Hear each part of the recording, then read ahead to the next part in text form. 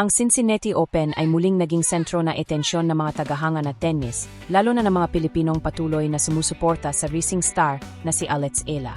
Sa Lindner Family Tennis Center sa Mason, Ohio, kapansin-pansin ang dagat ng mga bandilang Pilipino habang umalingaw-ngaw sa stadium ang sigaw na Alex. Alex, nakatuon ang lahat sa laban ni Ela kontra sa Romanian player na si Elena Gabriela Rus. Sa simula ng laban, nakaranas muna ng kaunting pagsubok si Alex. Nakuha ni Rus ang unang game matapos mabasag ang serve ng Filipina star. Ngunit iyon na ang huling sandali na kalamangan ng Romanian player. Mula roon, tuluyang kinuha ni Alex Ela ang control sa laban. Gamit ang kaniyang malakas na left-handed forehand, agresibong pagbalik ng serve, mabilis na footwork, at matatalim na ground stroke, paulit-ulit niyang napatras si Rus sa baseline. Hindi na nakahanap ng sagot si Rus sa matinding pressure ni Ela. Sa loob lamang na 34 na minuto, tinapos ni Alex ang unang set sa score na 6-1. Hindi rin bumagal ang momentum ni Ela sa second set. Nanalo siya sa unang 3 laro at nakakuha ng double break lead. Sa score na 3-0, nagsisilbi na siya at mukhang malapit nang matapos ang laban. Sa puntong iyon, siyam na sunod na game na ang napapanalunan ni Alex matapos niyang matalo sa unang game ng laban. Ramdam na ramdam sa buong stadium ang kaniyang dominasyon. Lalong lumakas ang sigawan ng mga Pilipinong tagahanga na walang sawang sumusuporta sa kanilang kababayan. Ipinakita ni Ela ang lahat ng katangiang naging dahilan kung bakit siya kinikilala bilang isa sa mga pinakakapana-panabik na batang manlalaro sa women's tennis. Malakas ang kaniyang mga palo, mabilis ang kaniyang galaw sa court, at mahusay niyang naibabalik ang bola sa mga anggulong mahirap abutin. Dahil sa kaniyang agresibong estilo, napipilitan si Rus na gumawa ng mga error. Hindi siya binibigyan ni Ela ng sapat na oras para makapagplano ng kanyang mga tira. Sa bawat rally, tila si Alex ang nagdidikta kung saan pupunta ang bola at kung gaano kabilis ang palitan. Ngunit habang mukhang tuloy-tuloy na sana ang pag-abante ni Ela, humingi si Elena Gabriela Rus na medical timeout. Tumanggap siya ng treatment para sa problema sa kaniyang kanang paa. Sandaling nahinto ang laban, ngunit nang muling magpatuloy ang laro, hindi nagbago ang takbo nito. Nanatiling kontrolado ni Alex ang mga palitan at patuloy niyang pinipilit si Rus na magdepensa. Ilang laro na lamang sana ang kailangan ni Ela upang makumpleto ang isang kahangahangang panalo. Higit pa rito, may espesyal na kahulugan ang laban dahil tila ito ay isang pagkakataon para makabawi sa isang masakit na pagkatalo 2 taon na ang nakalipas. Noong 2024, si Rus ang tumalo kay Ela sa final round ng US Open qualifying. 3 set ang kinailangan sa laban na iyon, at dahil sa pagkatalo, hindi nakapasok si Alex sa main draw ng US Open. Masakit ang naging resulta para sa batang Filipina, ngunit hindi siya nagpatinag. Sa halip na manatili sa lungkot at pagkadismaya, ginamit niya ang karanasang iyon bilang inspirasyon upang lalo pang pagbutihin ang kaniyang laro. Makalipas ang 2 taon, nagbago na ang sitwasyon. Si Alex Ela nang gayon ang mas mataas ang ranking. Siya na ang paborito sa laban. At sa unang bahagi ng kanilang paghaharap sa Cincinnati, malinaw na ipinakita niyang malaki na ang kaniyang pagunlad. Ngunit biglang dumaiting ang isang hindi inaasahang pangyayari. May paparating na thunderstorm sa lugar na Cincinnati Open. Dahil dito, naglabas ang tournament officials ng lightning warning. Agad na sinuspinde ang mga laban at inatasan ang lahat na nasa venue na lumikas at humanap ng ligtas na masisilungan. Napilitang umalis sa court si Alex Ela habang lamang siya sa score na 6-1, 3-0. Naka-freeze ang kaniyang momentum. Ang laban na halos kontrolado na niya ay biglang natigil dahil sa kondisyon ng panahon. Naglabas din na pahayag ang Cincinnati Open sa kanilang official X account. Sinabi na torneo na pansamantalang sinuspinde ang play dahil sa paparating na masamang panahon at pinayuhan ang lahat na agad na humanap ng shelter. Tinatayang nahinto ang mga laban bandang alas 12:30 na tanghali, Eastern Time. Inanunsyo rin na hindi maaring ipagpatuloy ang mga laban bago ang alas 1:30. Para kay Ela, hindi naging ideal ang pagkaantala. Nangyayari ang ganitong interruption sa panahong nasa pinakamataas siyang antas ng laro.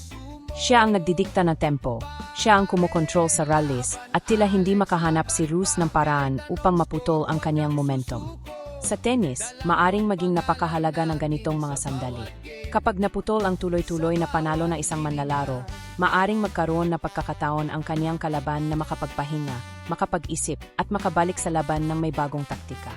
Maari ring maapektuhan ang focus ng player na nangunguna. Ang isang manlalarong dating nasa RYTM ay maaring mahirapang bumalik sa parehong intensity pagkatapos na mahabang paghihintay. Ngunit bago pa man makabalik sa court ang dalawang manlalaro, nagkaroon na mas malaking pagbabago sa laban. Habang tumatagal ang rain delay at weather suspension, nagdesisyon si Roos na umatras sa laban dahil sa injury sa kanyang kanang paa. Dahil dito, idineklarang panalo si Alex Ela sa pamamagitan ng walkover. Sa opisyal na resulta, umabante si Ela sa third round na Cincinnati Open matapos ang panalong 6-1, 3-0 retirement. Hindi man natapos ang laban sa karaniwang paraan, pareho pa rin ang resulta. Si Alex Ela ang nagpatuloy sa torneo. Isa itong kakaibang pagtatapos sa isang laban na lubos na kontrolado na Filipina star. Hindi niya kailangang tapusin ang final games sa court, ngunit sapat na ang kanyang ipinakitang performance upang makita kung sino ang may malaking kalamangan. Sa ganitong paraan, nakumpleto rin ni Ela ang kanyang matagal ng paghihiganti kay Roos. 2 taon matapos siyang pigilan sa pagpasok sa US Open main draw, si Alex naman gayon ang umabante sa kanilang muling pagkikita. Mas kapansin-pansin pa ang tinatawag na revenge tour ni Ela. Ayon sa kwento na kanyang season, natalo na niya ang bawat isa sa kanyang huling 7 kalaban na dati nang nagbigay sa kanya ng pagkatalo. Kabilang sa mga kanyang nabawiang panalo ang laban kontra kay Iga Swiatek, Zheng Qinwen, Jessica Pegula at Leylah Fernandez. Sa bawat rematch, ipinapakita ni Alex na natututo siya mula sa mga pagkatalo at ginagamit ang mga iyon upang mas maging handa sa susunod na pagkakataon. Hindi lamang talento ang ipinapakita ni Ela.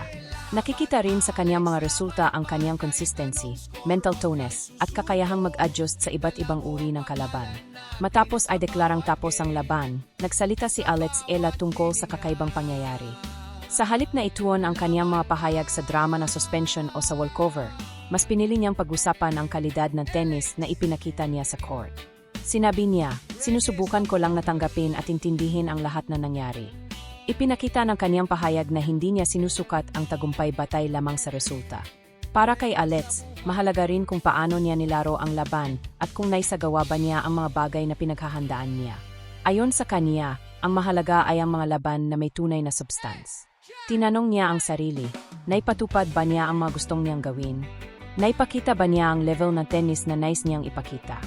Mahalaga ang ganitong mindset para sa isang batang manlalaro na patuloy na umakyat sa mundo ng professional tennis.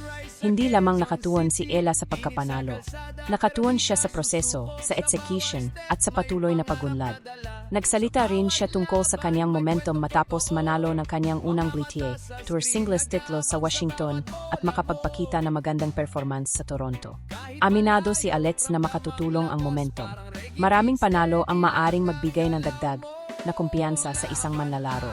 Ngunit malinaw din sa kanya na walang garantiya ang mga nakaraang tagumpay. Maaring makatulong ang momentum, ngunit hindi nito automatikong tinitiyak ang susunod na panalo. Sa bawat bagong laban, kailangan pa ring magsimula muli, maghanda, at patunayan ang sarili. Ipinapakita nito ang maturity ni Alex Ela. Sa kabila ng kanyang mabilis na pag-angat, nananatili siyang grounded. Hindi siya nagpapadala sa hype at hindi niya ipinapalagay na dahil lamang sa kanyang mga nakaraang panalo, ay magiging madali na ang lahat ng susunod na laban.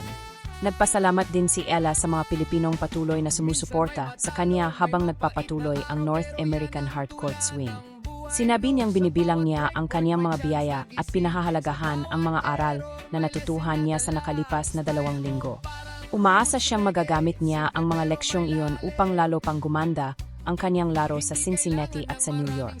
Para kay Alex, ang bawat torneo ay pagkakataon upang matuto. Ang bawat laban ay nagbibigay sa kanya ng bagong karanasan. At ang bawat hamon ay tumutulong sa kanya upang maging mas kumpleto at mas matatag na manlalaro. Malaki ang kahalagahan ng panalo laban kay Roos, kahit natapos ito sa pamamagitan ng retirement. Hindi lamang ito simpleng pag-akyat sa third round. Isa rin itong simbolikong pagbawi sa isang pagkatalo na matagal ng bahagi ng kanyang career journey. Noong 2024, isa pa lamang si Alex Ela sa mga manlalarong nangangarap makapasok sa pinakamalalaking torneo. Ngayon, siya na ang No. 17 seed sa Cincinnati Open, ang pinakamataas na seeding na natanggap niya sa isang WTA 1,000 tournament. Umakyat din siya sa career high ranking na World No. 18. Bukod dito, napanalunan na niya ang kanyang unang WTA Tour singles title. Ipinapakita ng mga tagumpay na ito kung gaano kalaki ang kanyang naging pagbabago sa loob lamang ng 2 taon. Hindi na siya ang parehong manlalaro na natalo kay Rus sa qualifying round. Mas malakas na siya, mas matalino sa court, mas kalmado sa mahahalagang puntos, at mas handang humarap sa malalaking pangalan sa tennis.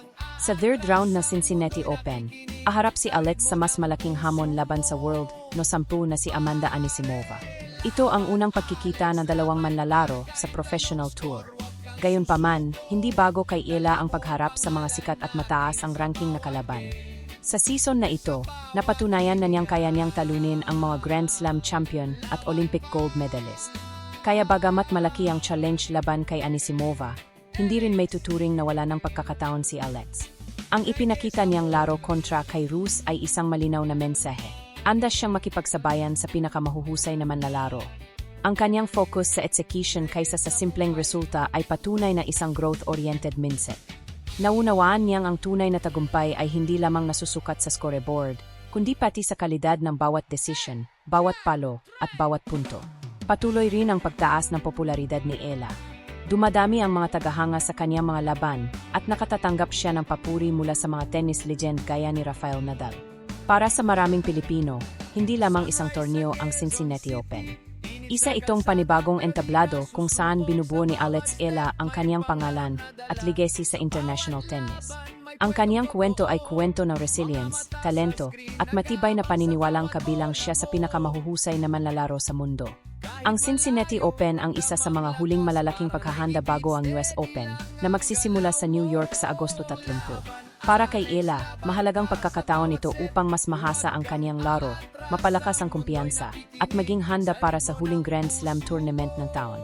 Ang panalo laban kay Rus ay nagsisilbing paalala na handa na si Alets sa mas malalaking hamon. Kahit naputol ang laban dahil sa lightning warning at nagtapos sa isang walkover, malinaw ang ipinakitang dominasyon na Filipina star. Ang tanong gayon ay hindi na kung kaya ba ni Alets Ela na makipagsabayan sa pinakamahuhusay. Paulit-ulit na niyang ipinapakita na kaya niya.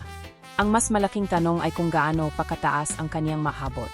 Sa bawat torneo, bawat rematch, at bawat mahalagang tagumpay, patuloy na lumalakas ang kanyang pangalan. Mula sa isang batang manlalarong nangangarap makapasok sa Grand Slam main draw, isa na siyang world-class competitor na kinikilala sa international tennis scene. At malinaw ang mensahe ni Alets Ela, hindi pa tapos ang kanyang kwento. Patuloy siyang lalaban, patuloy siyang matututo, at patuloy niyang gagamitin ang bawat pagkatalo bilang gasolina para sa mas malaking tagumpay. Ang Cincinnati Open ay isa lamang hakbang sa kanyang paglalakbay. Ang susunod na hamon ay si Amanda Anisimova. Pagkatapos nito, nakalaan ang mas malaking entablado sa New York. Habang patuloy na iwinawabayway ng mga Pilipino ang kanilang mga bandila, patuloy rin nilang isisigaw ang pangalan ni Alets Ela.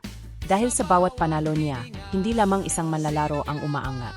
Kasama niyang umaangat ang buong Pilipinas sa mundo ng tennis. Para sa iba pang balita, pagsusuri, at kwento tungkol sa tennis at sa mga Pilipinong atleta, huwag kalimutang mag-subscribe sa channel at pindutin ang notification bell.